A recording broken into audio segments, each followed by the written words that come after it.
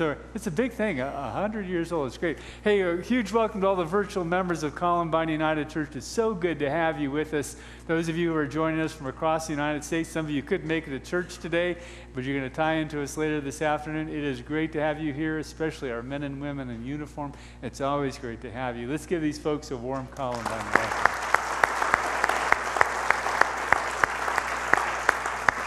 Our scripture reading this morning comes from the Gospel of Matthew, the 14th chapter, verses 22 through 33. This is the story of Peter and Jesus walking on water. Now, the setup is this, is that Jesus has just fed the 5,000. He's dismissed the disciples. They're going across the Lake of Galilee. Jesus goes up on a mountain by himself, and there he comes down and he joins the disciples out on the sea. That's the setup. As soon as the meal was finished, Jesus insisted that the disciples get in the boat and go on ahead to the other side while he dismissed the people. With the crowd dispersed, he climbed the mountain so he could be by himself and pray. He stayed there alone late into the night. Meanwhile, the boat was far out to sea when the wind came up against them and they were battered by the waves. At about 4 o'clock in the morning, Jesus came toward them walking on the water. They were scared out of their wits. "A ghost," they said, crying out in terror. But Jesus was quick to comfort them. "Courage, it's me. Don't be afraid." Peter, suddenly bold, said, "Master, if it's really you, call me to come to you on the water." Jesus said, "Come ahead." Jumping out of the boat, Peter walked on the water to Jesus. But when he looked down at the waves turning beneath his feet, he lost his nerve and started to sink. He cried, "Master, save me." Jesus didn't hesitate. He reached down and grabbed his hand. Then he said, "Faint heart, what got into you?" The two of them climbed into the boat and the wind died down. The disciples in the boat, having watched the whole thing, worshiped Jesus, saying, "This is it. You are God's Son for sure." And here the reading ends. May God bless these words as we now seek to apply them to our lives. The next step. That's my sermon title for today is The Next Step. You know, today is a huge Sunday. We've had so much going on in church this morning. We dedicated our elders. We elected and ordained them as elders. Al Ross, 100th birthday. I mean, what a great achievement that is, 100th birthday. And today is Generosity Sunday. Generosity Sunday. Generosity Sunday is a Sunday where we dedicate our pledge cards for the coming year. And where are the pledge cards? We have extra pledge cards. If you did not receive a pledge card this morning, here's more pledge cards. I want you to have one of these in your hand so you can think about them during the service today. So if you would like a pledge card, put your hand up, and we're going to get these pledge cards out to you. Because, you know, I want you to think about generosity. I want you to think about taking the next step. That is our stewardship theme. Our generosity theme today is how to take the next step. And our generosity committee wants you to think about how to take the next step in life and how to take the next step in your financial giving. You know, and taking the next step is exactly what's going on in the scripture passage today of Jesus and Peter walking on the water. You know, the story is that Jesus comes across the water at 4 a.m. in the morning, and the disciples think they see a ghost, which is great. If I was out in the middle of the sea at 4 a.m., I would think I would see a ghost. If I was up at 4 a.m., I would think I would see a ghost, even in my own bedroom. But they see a ghost, and Jesus said, "I'm not a ghost, it's me." Peter sucks up his courage and says, "If it is you, Lord, bid me to come to you on the water." And Jesus says, "Come."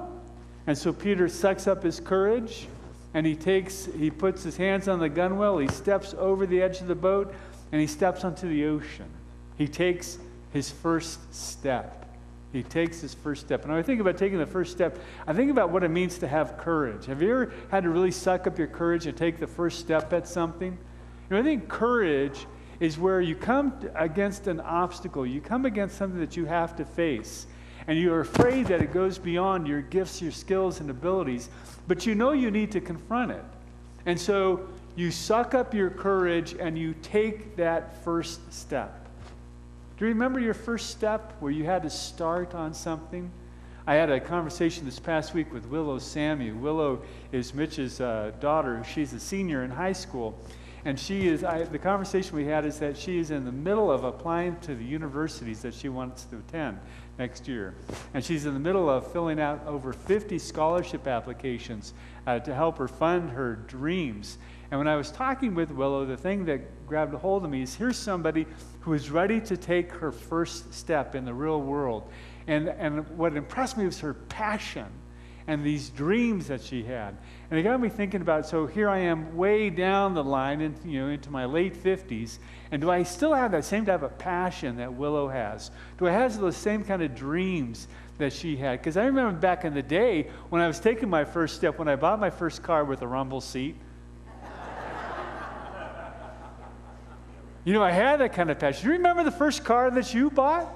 I remember the first car I bought. I was 20 years old. My first new car right off the lot was a 1980 Honda Accord. And I had been saving up my money, to buy the car. And I'll never forget when I drove it off the lot, I was nauseous. I was so filled with anxiety that, is this thing going to get dented or scratched? And then I was worried the whole time, could I afford this? Should I be affording this? And I've been saving my money for years to buy my first car, and here it was. And I had buyer's remorse, for the next 3 or 4 days. I wanted to take this thing back to the lot. Do you remember your first car like that? Do you remember the first time you said, I do? Zach, we're still waiting on that one for you, brother. We're still working on that. He says, no, it's so fast. Do you remember the first time you bought a house? First time you had to sit down and sign all those mortgage papers, one right after the other, after the other, after the other. And the first time I did that, I was terrified as well. Talk about having buyer's remorse. I wanted to give the house back. Can we do this? Should we be doing this? Can we afford this? Taking that first step, it takes so much courage. Just think about all the first steps that you're having to take now. Maybe a first step into a brand new business. Maybe your first step in kind of taking a business loan. Maybe taking your first step into a new business, and maybe you're taking a first step into retirement. What is your first step that you're taking all throughout your life? And the challenge I want to give you is to take Willow with you and take those passion and take that sense to dream with you. Take the next step. And then after you've taken the next step, you have to take the next steps. And that's the challenge of taking the next steps. When you're out on the water, Peter was out on the water, he had taken his first step, and then he had to take his second and his third and his fourth step. I think that's the hard thing. When you leave, when you've taken the first step behind, and you've left the boat, and you've already sucked up your courage, and you're out on the water, and you realize suddenly the risk that you're taking. You realize that there's no going back, and you can only go forward. And it's then you begin to think about the storms that surround you. And you begin to realize how hard this journey of taking steps can actually be. What are the hardest steps that you've ever had to take when you face the challenge of life? This past week we had our men's group, the men's room. We meet on the first Tuesday of the month out at Romano's in Littleton. And we were talking about what is your first step, what was your first step, what is your hardest step, and what is your next step. And I asked the guys to think about, what is your hardest step that you've ever taken? And many of the guys talked about raising teenagers. At some point, you can only read so many books about how to raise a teenager. At some point, you got to put the books down, you have to engage the kid. They're creating this storm around you, a storm of so many different things that adolescents deal with. And you can only hope that you're doing the right thing when you're raising a teenager. You can only hope that what you're doing is shaping them and forming them in such a way that they're going to be productive members of society. And talk about a tough thing to do, raising teenagers. Other guys talked about, how hard it was to kind of step up to the marriage. How hard it was to step up to a new job. How hard it was to step into retirement. I started thinking about my hardest step. I shared with the guys my hardest step was when I had to step into the intensive care room where my dad lay dying. That was a hard step for me to take. What about you? What's your hard step? What's your hard step? Maybe your hard step was stepping away from a job.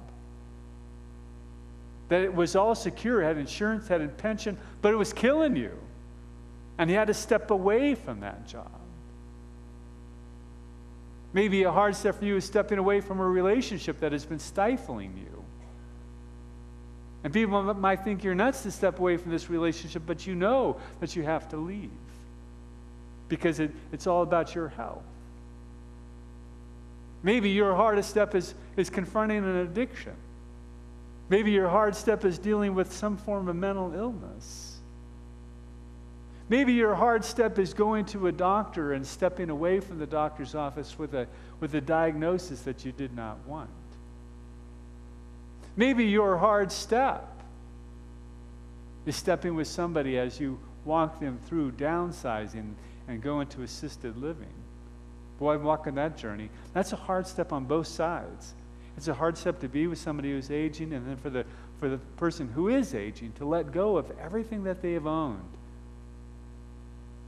to walk with them to restore their dignity. Maybe your hard step is walking with somebody into death. And that hard step after they die. And that first year. And we're heading into the holiday season. I'm so mindful of for people who are living in the wake of grief, how hard the holiday seasons can be. It's such a hard step.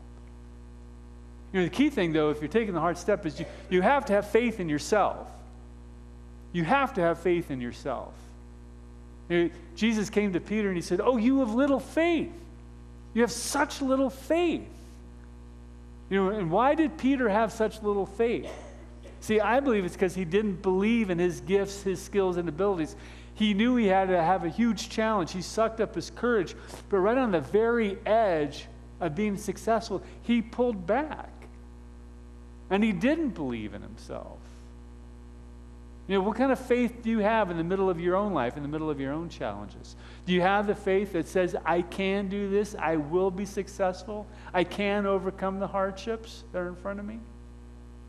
Because, you know, the powerful thing about having faith in yourself is that we believe that you don't have faith just in yourself. We believe that you have faith in God, that God is walking with you. See, that's what Peter forgot. That's what Peter forgot, that he was not out on the water by himself, but that Christ was walking with him.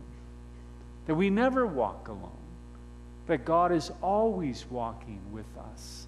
And so that we don't have faith in just our own skills and abilities, we have faith that God is there with us in the middle of those hard steps. Do you have that kind of faith? That kind of faith in yourself and that faith in God? Because that's what it takes to be successful in life. See, I think it's taking these steps, these next steps is why I want to talk about what it means to be generous here at Columbine United Church. Because we want you to think about how to take the next steps in your financial giving here at Columbine. You know, for some people, it's taking the first step. You have to take your first step. And it's the thing that for a lot of people, if you've never filled out a pledge card, you have to suck up a lot of courage to take that first step. And you're really going to struggle with, what is the amount? What should I be doing with that? And it's an amount that should make you kind of pucker up a little bit. It's an amount that's going to make you kind of have some type of courage around it. Because you don't know, am I really going to be able to fulfill this promise that I'm making to the church?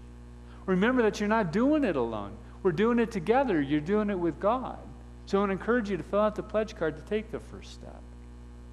And then the next is if you've taken that first step, how to take several more steps. How to take several more steps. How to give courageously to Columbine. To give courageously. You know, I'm thinking about what it means to give courageously. I had lunch with a colleague of ours who, his church is going through some really hard times. Right now they have just passed the whole GLBT issue, gay, lesbian, bisexual, transgender movement within the Presbyterian Church. And his congregation, we went through that about 12, 15 years ago.